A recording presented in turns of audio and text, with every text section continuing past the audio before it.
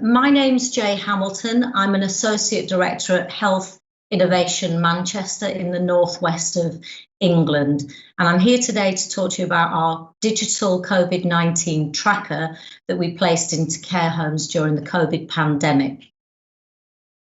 Okay, so probably the best place to start is with the aim of the project. The aim of the project was really simple.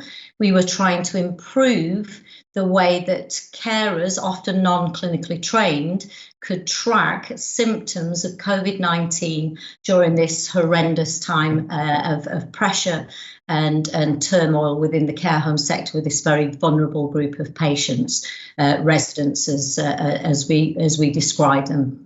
We wanted to be able to track that in a daily, timely manner using technology that was simple to use, but created consistent, high-quality communication tools to awaiting clinical teams should we need to escalate care or intervene with any clinical advice to the care home during a time where it was really important to keep the care homes as free from people coming in and out unless absolutely necessary. So that was the overall aim of this programme. We included a few other things in our thinking right from the start of this programme, in as much as we wanted this tool and technology to have longevity. So we wanted to contribute to the digital maturity of the system. So we wanted to help provide tools and technology, so equipment.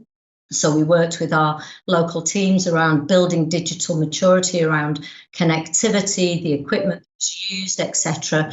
And we also wanted the tool itself to have a long-term impact. So we built into it an all-cause deterioration tool called Restore 2, and in particular focused on Restore 2 Mini, which the carers would value in terms of communicating soft signs of deterioration. Over time, we adopted an agile approach to our work. This was a tried and tested organisation that we'd worked with before, Safe Steps, but we needed to adapt the tool that we had used with them into a tool that would track COVID.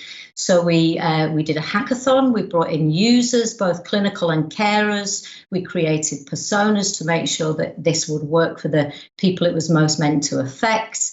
And we built a minimum viable product, which we were then able to test very quickly and then roll out at scale across all 10 of our localities, having tested it in one locality more deeply.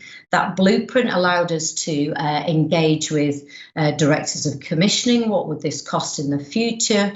To communicate with our DASs, which are our directors of adult and social care. So we were bridging gaps between health and social care, which was another aim and approach of the work that we were doing. We wanted this to have system thinking. We wanted it to point out to us where there were variations in our approach, etc. And we also wanted to look more deeply at the qualitative and quantitative impact of using digital technology like this in this setting. So the technology itself is a URL-based a tool that will sit on any smartphone, iPad or tablet, and is very simple for the carer to use at the side of the bed and is expected to be used 2 to 3 times a week minimum, but we found that most of the end users used it on a daily basis.